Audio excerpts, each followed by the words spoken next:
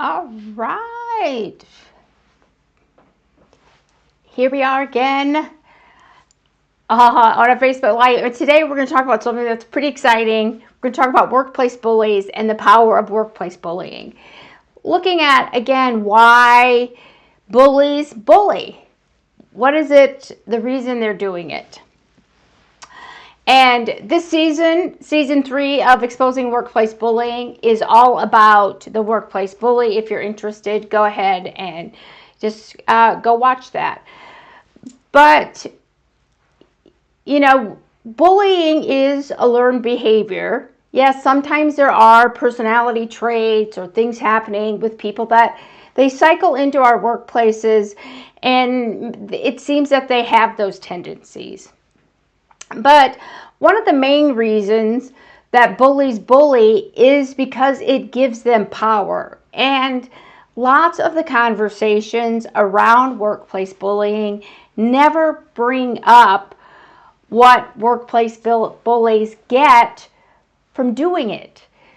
You know, we want to say, well, that they've got a personality conflict, or there's something wrong with them that they do it. Or we want to say, well, it's because, you know, Jan reported the bully and that's why. Or there's something about me that's off and I'm the reason they're bullying.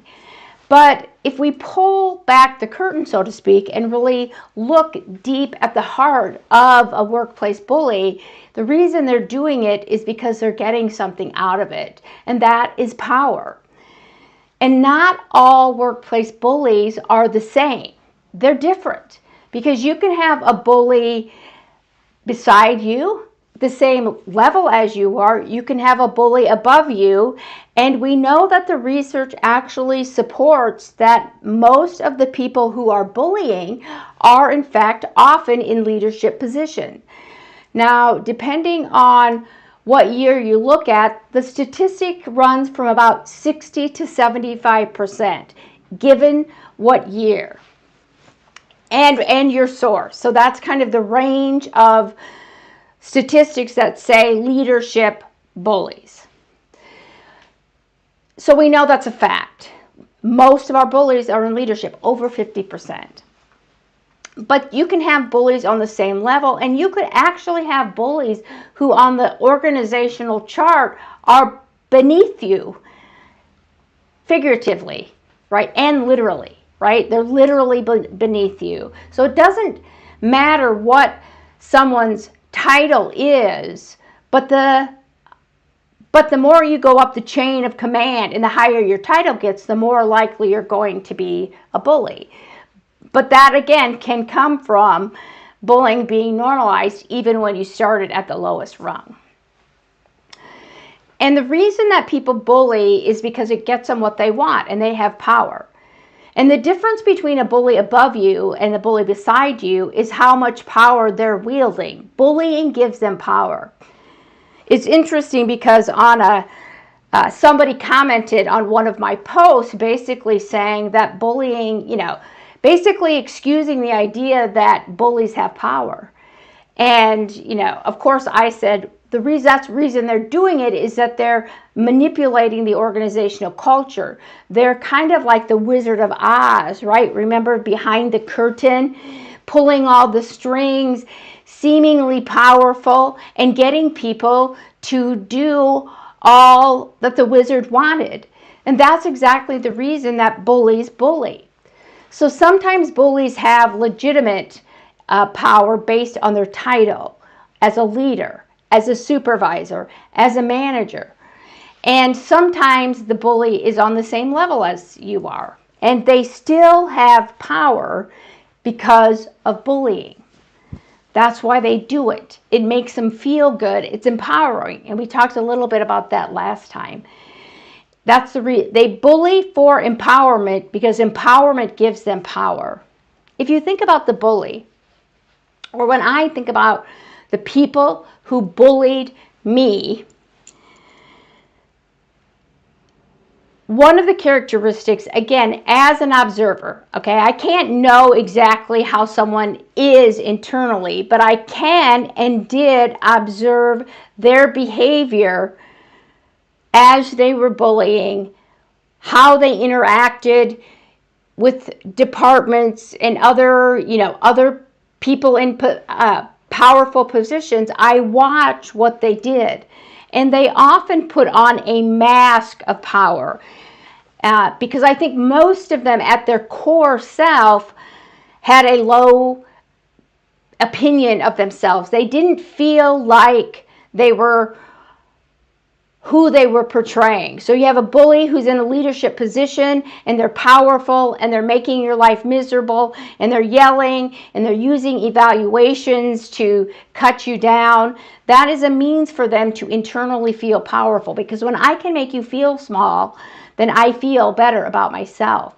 So I watch these people, and my opinion is that the core thread between all the bullies, be that a bully above or beside, is that who they were portraying themselves to be was who they were not. They didn't feel good about themselves. And why does that matter?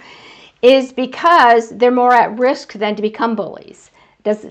Self-esteem and low self-esteem is not a cause, but it can be a risk factor. And so when you have somebody, especially in a leadership position, that isn't using their leadership position appropriately, okay, first off, many times bullying gets them the leadership position. So again, people I observed got positions based on bullying. There's one person in particular, she was moved from leadership position to leadership position to leadership position. Part of the reason I speculate that move, she bounced around, was not because she was a qualified leader. Okay, I'm going to tell you she wasn't. Now, she wasn't a bad faculty. I think she could teach. That's great. You should be a good teacher if you're a faculty. But she wasn't a good leader, and she bullied people, and so administration's response to the bully, because she got a lot of complaints. Wherever she was at, there were complaints about her and bullying. Bullying followed her around. Now, was that coincidence? I don't think so. So administration's response and solution was to pigeonhole her into all these different positions. So they put her as our chair, and then they put her somewhere else, and then they put her somewhere else.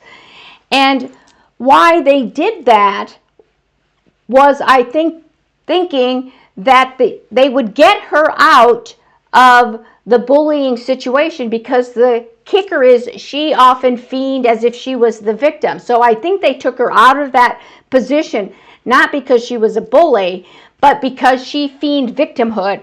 And so they plugged her into all these places, and she was a bully, so she got huge salary boosts when she went these different places, but then they also spread bullying all over the university because she was the bully. So she got a lot of stuff from being a bully. That's power. To get those powerful positions, she would have never gotten those without bullying. Because, yes, some people were afraid of her. And I think administration just wanted to make her happy, because they saw her, because she did so much back work behind the scenes, is people saw her as the victim.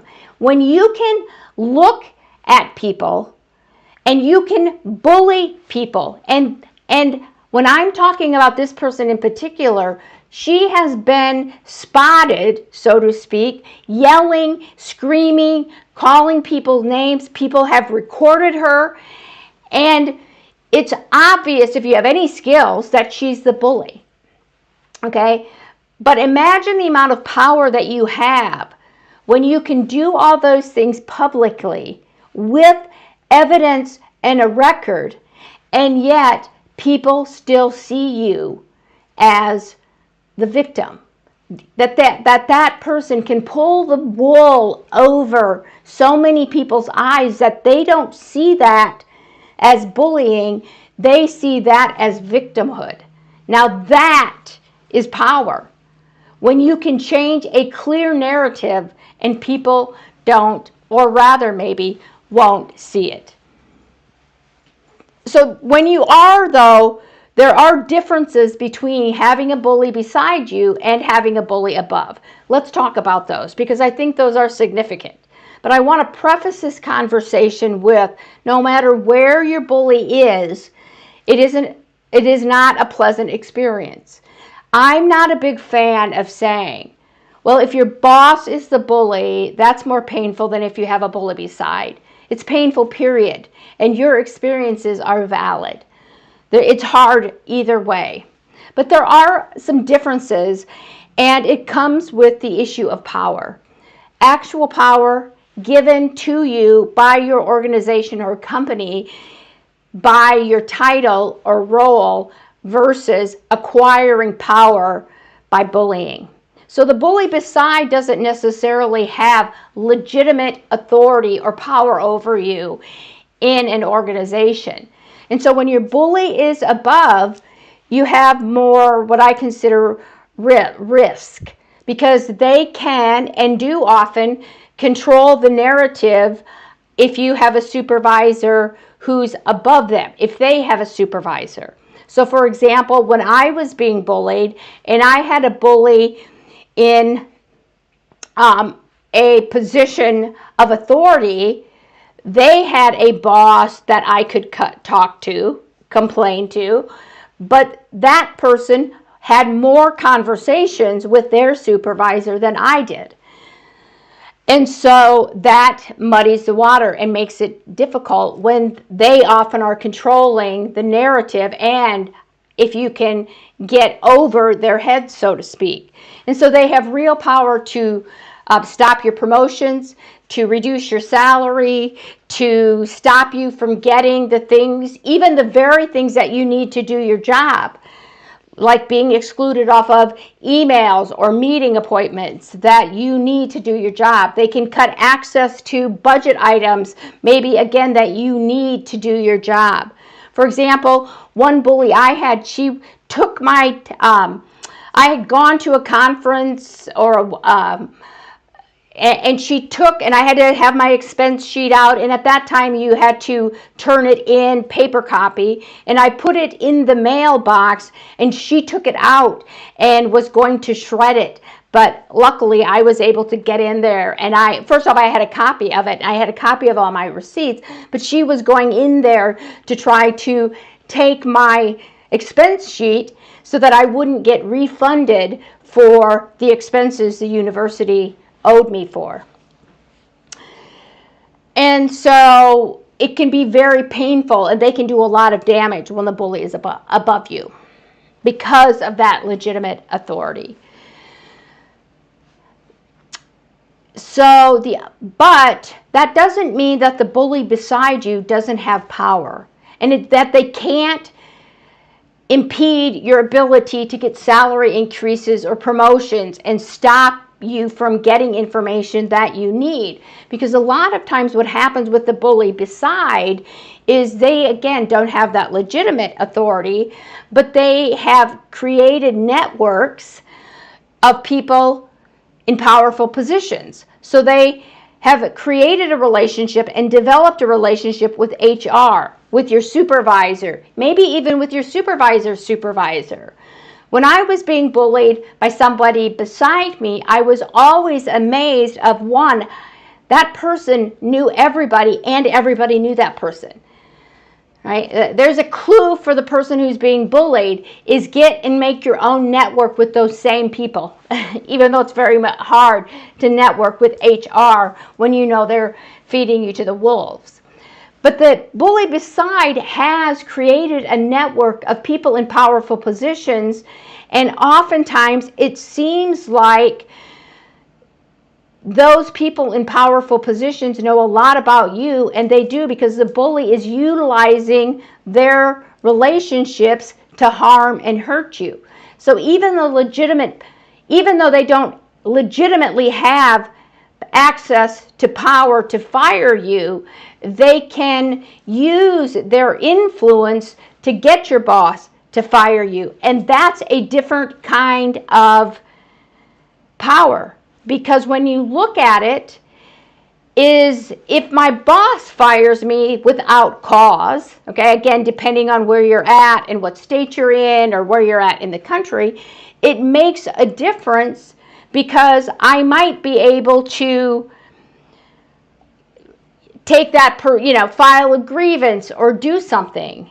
But when the bully does it, okay, and the bully is beside you, it's much more problematic to take action against the person who didn't even do the firing, right? If they have a relationship with your supervisor, if that makes sense.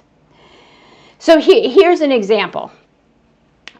I had a bully beside, right? Lots of the bullies in one place were beside me. Now, one had a small amount of legitimate authority because of the title. That person was the chair.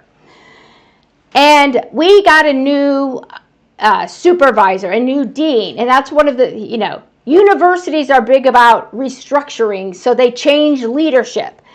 And what happened was we had a new dean come in, who I had never even heard of in the university, let alone meet. And the first time I went in to have a conversation with her about my, professional development report, again, never met her, never had a conversation with her, had no idea who she was. By the time I sat down on the chair, she was reaming me a new one with the same verbiage of the chair of the department.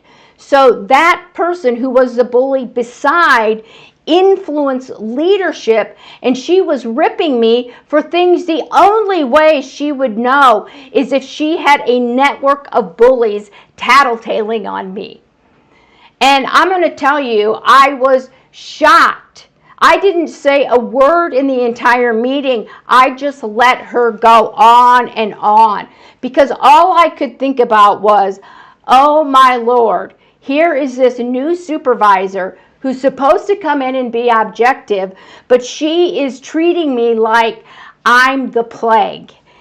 And I never, ever went to a meeting with her without a union rep based on how she treated me that first time. And because I did that, she was extremely well behaved in any meeting that we had previous or after those meetings.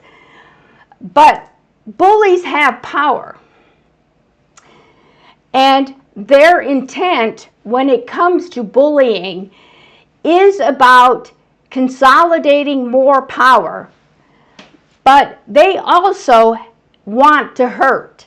So I don't want to muddy the waters with thinking bullies are just trying to get power. They're also trying to hurt you. That's real, and that's valid. But when they have power, because bullies get power by bullying, they use that power as a weapon against you. It becomes more problematic the more power they have.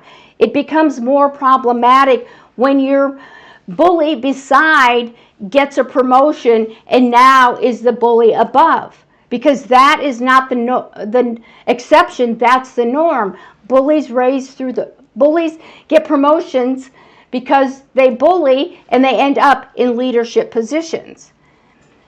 And so it's complicated to understand bullying. There aren't easy answers. And I'm not even sure, frankly, having been somebody who's bullied and having studied it for about 25 years, many of those being lived experiences, that anything I talk about is comforting to the person who's being bullied. And I struggle with that, because one of the things I think, the shred of hope that I held on to for over 20 years when I was being bullied, is that somebody could do something. Somebody would come in and stop it. Eventually, somebody would help me. And nobody ever did. Nobody ever did.